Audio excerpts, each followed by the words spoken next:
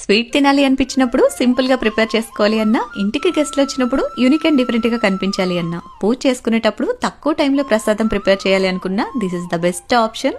సగ్గుబియ్యం కేసరి చాలా సింపుల్ గా చాలా తక్కువ టైంలో ప్రిపేర్ చేసుకోవచ్చు. మరి లేట్ ఎందుకు, ఎలా తయారు చేసుకోవాలో చూపిస్తాను, మీరు ట్రై చేయండి. ఫస్ట్ స్టవ్ మీద 4 కప్పులు నీళ్లు పెట్టేసి వీటిని రోల్ బాయిల్ అవనిచ్చి ఇందులోకి 1 కప్పు సన్న సగ్గుబియ్యం వేసి మీడియం ఫ్లేమ్ లో ఉడికించుకోవాలి. వీటిని నానబెట్టాల్సిన పని లేదు, డైరెక్ట్ గా బాయిల్ చేసేసుకోవచ్చు.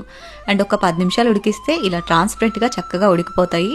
ఇప్పుడు వీటిని స్ట్రైనర్లోకి తీసుకుని చల్లటి నీళ్లు పోసారంటే ఓవర్గా కుక్ అయిపోకుండా ఒకదానికొకటి అంటుకోకుండా ఉంటాయి. నెక్స్ట్ స్టవ్ మీద పాన్ పెట్టేసి 1 టేబుల్ స్పూన్ నెయ్యి వేసేసుకుని సన్నగా కట్ చేసిన జీడిపప్పు బాదం పప్పు వేసి ఇవి వేగిన తర్వాత వడకట్టి పెట్టుకున్న సగ్గుబియ్యం మొత్తం కూడా వేసేసి మీడియం ఫ్లేమ్ లోనే ఇవి పొడి పొడిగా అయ్యేంత వరకు ఫ్రై చేసుకోవాలి.